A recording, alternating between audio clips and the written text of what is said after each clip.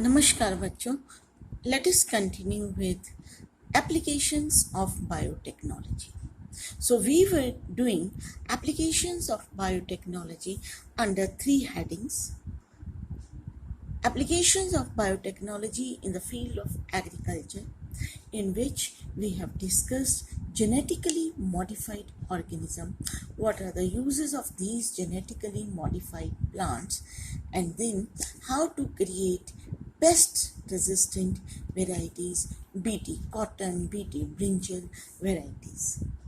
The one topic that is left, RNA interference, that we will discuss in our online class. The next application we are going to discuss is application in the field of medicine. And the third heading जिसमें हम करेंगे transgenic animals. So these three applications we are going to discuss as application in the plants or genetically modified plants that we have already discussed. Now in the medicines. In the field of medicines, this biotechnology, it is very important. Now, this recombinant therapeutics, they do not induce unwanted responses as in case of similar products isolated from non-human sources. So, इसको भी हम अगर three parts में अगर देखें तो one, it's use is in the formation of different drugs, recombinant therapeutics. So different drugs that we make from this. Secondly, a biotechnology is used in the gene therapy. Means if there is some damaged gene in, that can be replaced, that can be corrected. So any defective gene that can be corrected. That is what is gene therapy. And third we are going to discuss is its application in diagnosis of different diseases. So it's very important in the molecular diagnosis. So diagnosis and treat different diseases with effective recombinant therapeutic drugs, protect from dangerous diseases through gene therapy. Defective gene can be corrected it, and recombinant therapeutics जिसको भी हमें अभी discuss करने वाले हैं, they do not induce any unwanted responses, immunological responses. जैसे हमारी body जो है it produce immune response against any foreign body.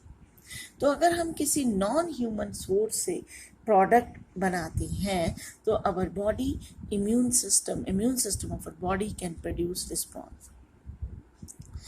30 such drugs, recombinant drugs, have been approved for the human use, and 12 of these are marketed in India also. So one we are going to discuss is insulin. How to make insulin, genetically engineered insulin. As we know that diabetic patients जो हैं, there is deficiency of insulin. So deficiency of insulin that causes diabetes, and this can be controlled by taking insulin at regular intervals.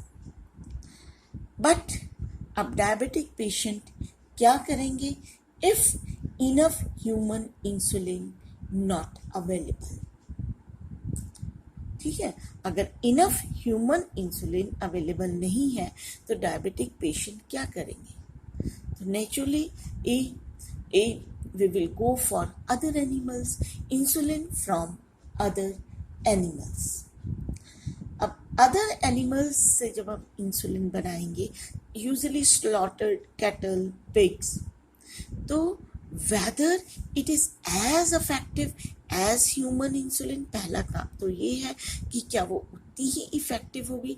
Second, इन जो है whether it triggers some immune response like allergy or some other reaction due to foreign insulin.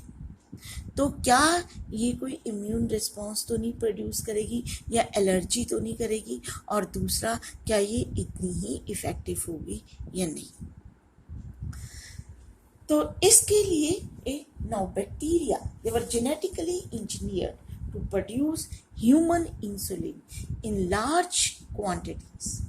As bacteria, they can be easily grown in a culture medium.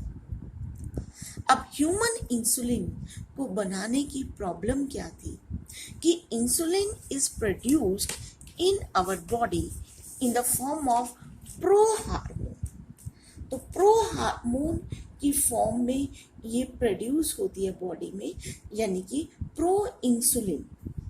ठीक है, जैसे pro enzymes हमने किया, वैसे ही ये pro insulin पहले या pro hormone की फॉर्म में प्रोड्यूस होती है।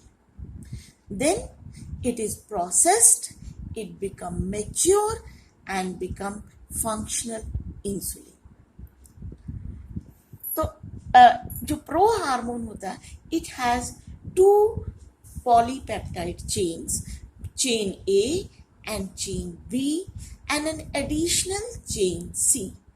जब इसकी प्रोसेसिंग होती है यानी कि मैच्योर होती है और pro hormone changes to hormone, pro insulin changes to insulin in, then C chain is removed.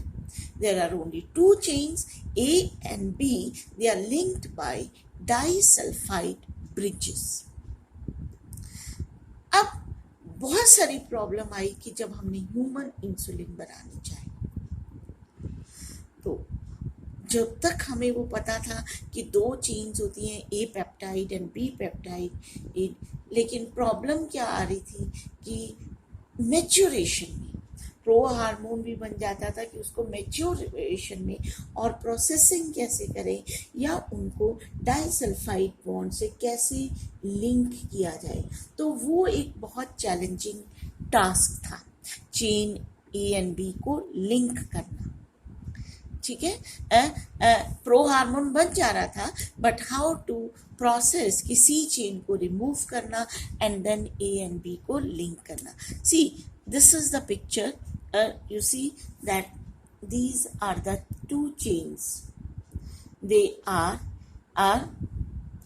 A chain and B chain, है ना? They are attached by disulfide bond, and in addition यहाँ पे एक जो grey colour की है, this is a C chain, this is a pro insulin, जहाँ पे तीन चेन होती है ए बी एंड सी। जब ये प्रोसेसिंग होती है, मैच्योरेशन होती है, इसकी फंक्शनल बनती है ये, then A and B there are only two chains linked by disulfide bonds and C is separated. तो अब हमारा क्वेश्चन है कि इसको कैसे बनाया जाए। ठीक है, तो बहुत सारे इसमें प्रॉब्लम्स थी बनाने में, स्पेशली मैच्योरेशन में। बाद में एली लिली कंपनी, एक अमेरिकन कंपनी में 83 में इसको बनाया by using rDNA technology. They 2 DNA sequence उन्होंने लिए जिससे चेन ए और चेन बी बनती थी, introduce into the plasmid of E coli and produce these chains separately. उन्होंने सी चेन बनाई ही नहीं, सीधा ए और बी का डीएनए लिया और उसकी चेन्स बनाई और उनको जोड़ा। ठीक है, so this is the DNA which can code for B chain, this is the DNA which can code for A chain. So gene for B chain, ये इसको इंट्रोड्यूस किया in the plasmid for the expression.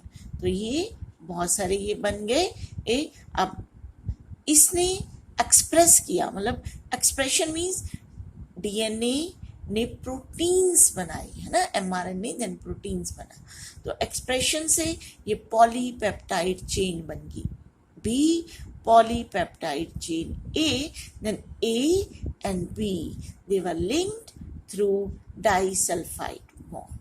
तो पहले इसको introduce किया plasmid में, then transform E coli with vector and clone separate. तो इसके बाद इसकी क्लोनिंग की गई, वेक्टर को बैक्टीरिया में इसकी क्लोनिंग हुई, many copies they are produce and then and add inducer to initiate protein synthesis हुई।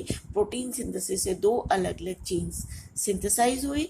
Then these chains they were isolated, purified and mixed, A और B gene को mix किया, and then there is formation of insulin by disulfide bond. So this is the one application of biotechnology in the field of medicine. So next time we will discuss gene therapy. Thank you so much.